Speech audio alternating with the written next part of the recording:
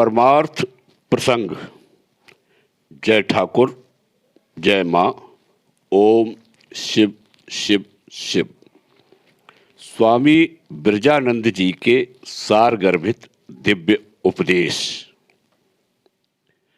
माँ, मुझे जैसा चाहो रखो, तुम्हें भूल न जाने में ही मेरा परम मंगल है। वे हैं मंगलमय, सर्वांतर्यामी।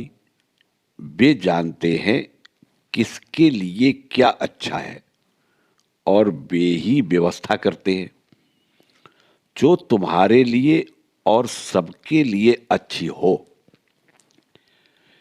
एक आदमी का भला करने जाकर वे दूसरों का बुरा तो नहीं कर सकते।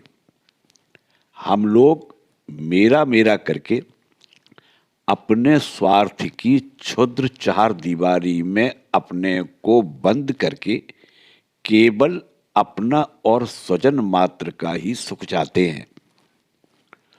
दूसरों का उससे चाहे जो हो, हमें परवाह नहीं है। संसार में दुख से रहित शुद्ध सुख नाम की कोई वस्तु नहीं है। दोनों इस तरह से मिले हुए हैं कि एक की इच्छा करने पर दूसरा भी आ ही जाता है। इसीलिए हम मनमानी इच्छा कर बैठते और अंत में घोटाले में पड़ जाते हैं। ऐसा ही है ना? तुम्हारा हमारा किससे यथार्थ मंगल होगा, यह वे हम लोगों की वनस्पति ज्यादा ठीक तरह से समझते हैं, क्योंकि वे सर्वज्ञ हैं। इसीलिए उन पर समस्त भार छोड़कर वे जो भी विधान करें उसमें ही संतुष्ट होकर और उनके शरणागत होकर जीवन बिताने से सब सुख दुख कोई भी मनुष्य को विचलित नहीं कर पाता।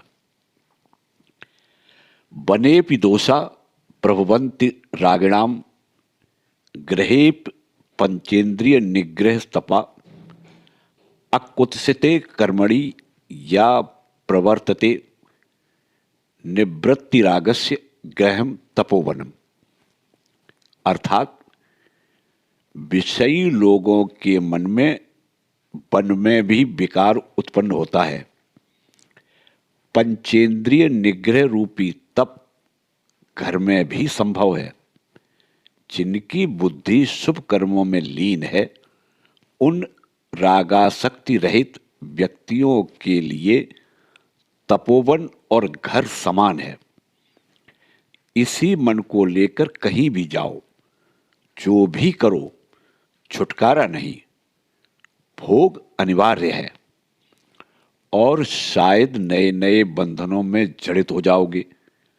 पर जो संसार में रहकर ही साधन भजन करके मन को वश में ला सकता है, विषयों से आसक्ति शून्य हो सकता है, उसके लिए वन और घर दोनों ही एक समान है।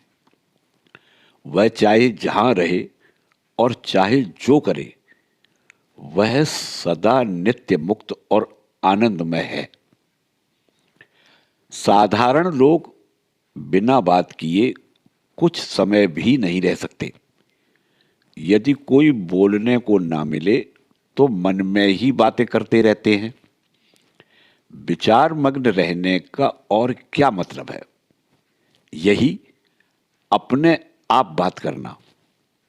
ऐसा यदि होना है तो व्यर्थ ही ऊट पटांग बोलने बकने से ईश्वर का नाम स्मरण चिंतन क्या अच्छा नहीं?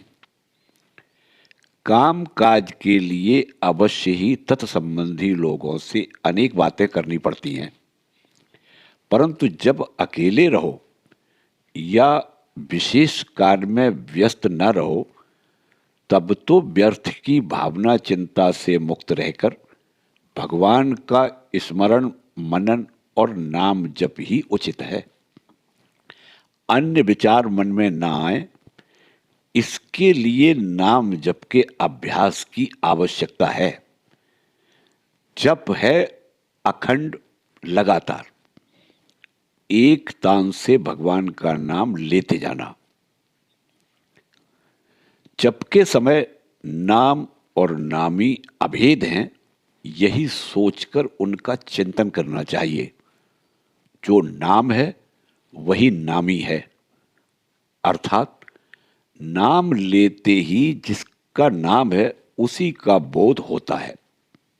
किसी काम के लिए यदि किसी का नाम लेकर पुकारो तो उसके साथ ही साथ उसकी मूर्ति भी मन के सम्मुख भाषित हो उठती है और वह भी प्रत्युत्तर देता है या आ जाता है।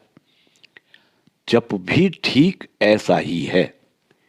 यदि ठीक तरह से हो और उनमें ही मन लगा रहे और यह विश्वास भी रखना चाहिए कि मेरी पुकार उन तक पहुंचती ही है और उनका प्रत्युत्तर मुझे मिलेगा ही। प्रार्थना के संबंध में भी ऐसा ही है। यदि वह आंतरिक हो, अभ्यास करते करते यह भाव परिपक्व हो जाता है, मन तद्गत हो उठता है एवं उनके सानिध्य की गंभीर अनुभूति होती है। इसीलिए शास्त्रों में कहा है, जपात सिद्धि। योगी लोग कहते हैं कि शरीर के भीतर 7 पद्म या नाड़ी चक्र हैं। गुही देश में है मूलाधार, चतुर्दल, लिंग मूल में है स्वाधिष्ठान, सठदल, नाभि देश में है मणिपुर, 10 दल, हृदय में है अनाहत, 12 दल, कंठ में है विशुद्ध, 16 दल, भ्रू मध्य में है आज्ञा, 2 दल, और मस्तक में है सहस्रार, सहस्रदल कमल। वे और कहते हैं कि मेरुदंड के वाम भाग में ईड़ा, दक्षिण भाग में पिंगला और मध्य में सुषुम्ना नाड़ी है। यही सुषुम्ना नाड़ी मूलाधार से लेकर यथाक्रम 6 पद्मों को भेद कर सहस्रदल कमल में ब्रह्म स्थल में जा मिली है। पर कुंडलिनी शक्ति के जागृत होने तक सुषुम्ना का मार्ग बंद रहता है। कुल कुंडलिनी है आत्मा की ज्ञान शक्ति, चैतन्य रूपिणी ब्रह्ममयी। ये वे सब जीवों में मूलाधार पद्म में सोते हुए सांप के समान मानो निर्जीव रूप से उपस्थित हैं, मानो नींद ले रही हो। वे योग, ध्यान, साधन, भजन आदि के द्वारा जागृत होती हैं। मूलाधार में वही शक्ति जब जागृत होकर तथा सुषुम्ना नाड़ी के भीतर से होकर क्रमोत्तर मूलाधार, स्वाधिष्ठान, मणिपुर, अनाहत, विशुद्ध और आज्ञा चक्र को भेद कर सहस्रदल कमल में परम शिव या परमात्मा के साथ मिलती है, तब दोनों के संयोग से जिस परमामृत का क्षरण होता है उसे पान कर जीव समाधिस्थ हो जाता है। तभी जीव को चैतन्य लाभ होता है, आत्मस्वरूप का ज्ञान होता है। तब ज्योति दर्शन, इष्ट मूर्ति दर्शन प्रभृति अनेक आश्चर्यपूर्ण आध्यात्मिक अनुभव होते हैं।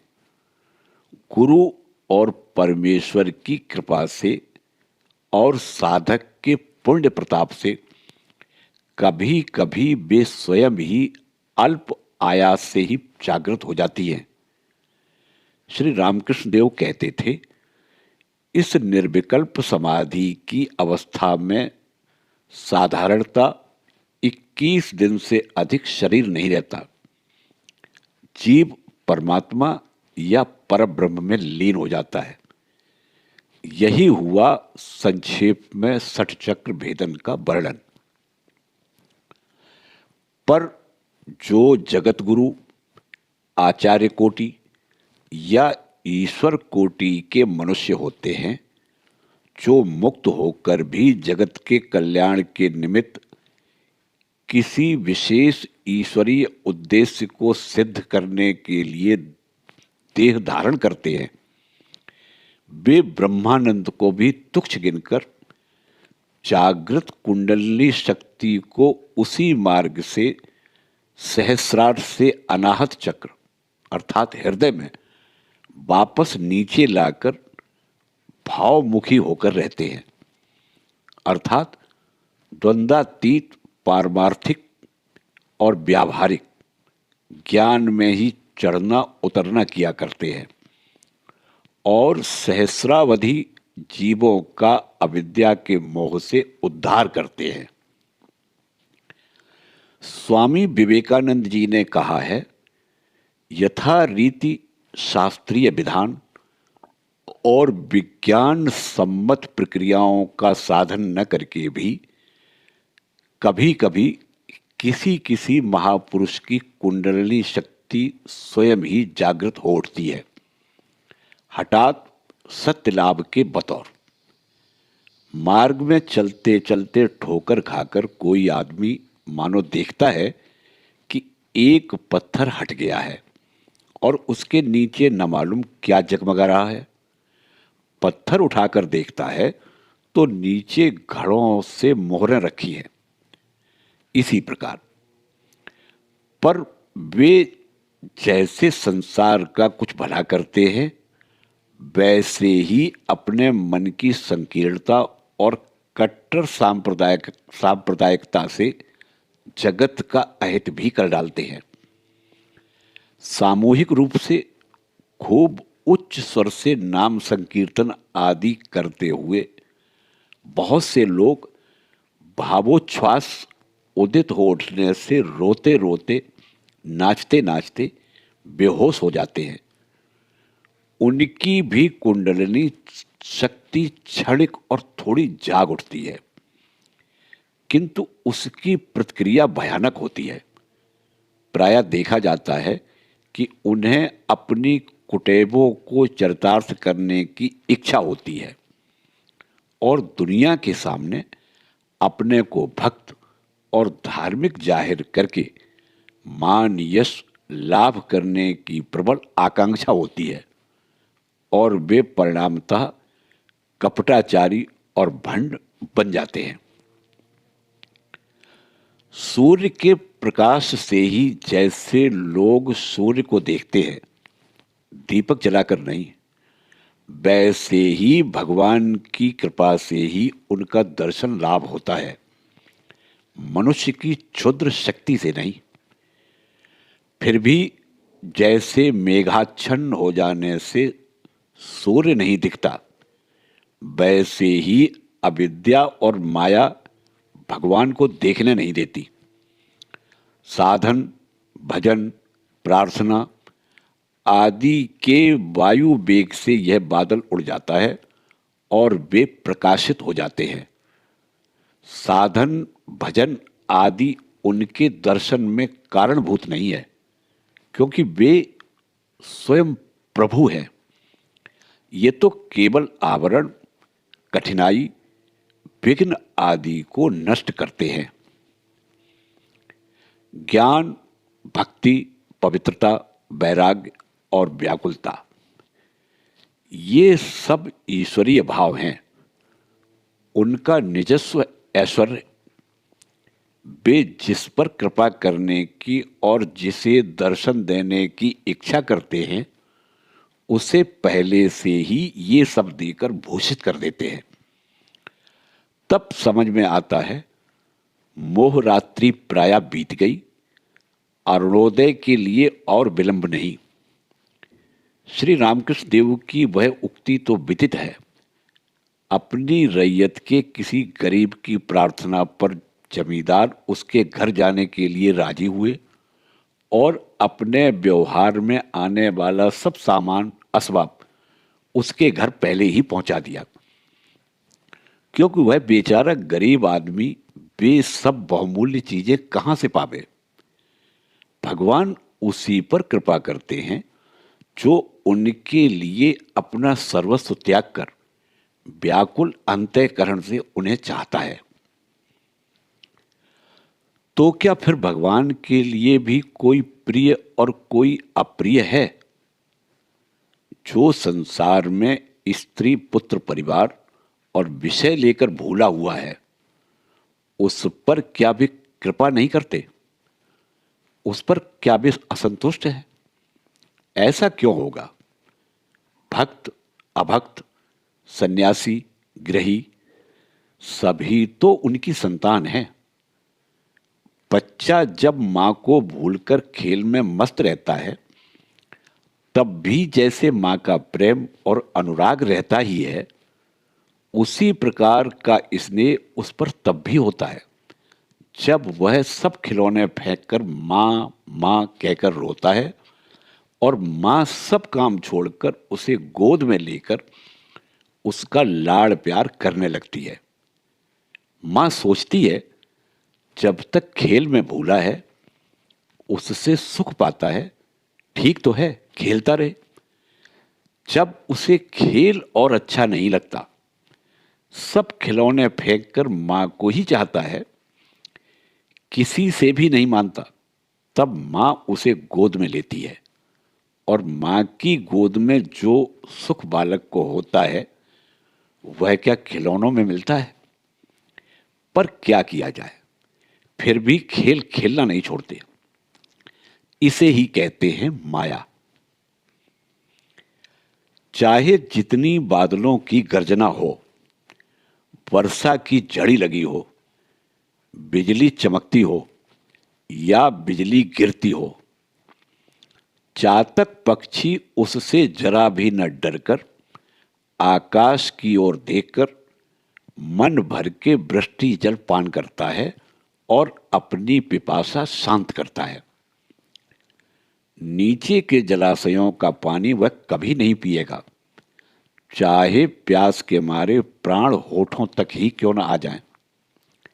इसी तरह परमेश्वर का एकांत भक्त अपने प्राणों की पिपासा मिटाने के लिए एकमात्र परमेश्वर की ओर ही अपनी दृष्टि निबद्ध रखता है। भगवान को छोड़कर वह किसी से भी या किसी की भी प्रत्याशा नहीं रखता। वह जानता है कि जो कुछ है वह सब उनकी ही कृपा का दान है। उसे चाहे परमेश्वर का जितना रुद्र स्वरूप देखने को मिले, संसार में चाहे जितने दुख कष्ट, अभाव, दारिद्र्य, विपत्ति, कठिनाई उसे प्राप्त हों, वह किसी से भी विचलित नहीं होता। वह जानता है भगवान है मंगलमय, जो कुछ करते हैं वह उससे स्वयं के और दूसरों के कल्याण के निमित्त ही करते हैं। उसमें संतुष्ट न होने का अर्थ है उनमें दोष निकालना, उनके विरुद्ध अभियोग लगाना। भक्त प्राणांत दशा में भी ऐसा नहीं कर सकता। जय ठाकुर, जय मां।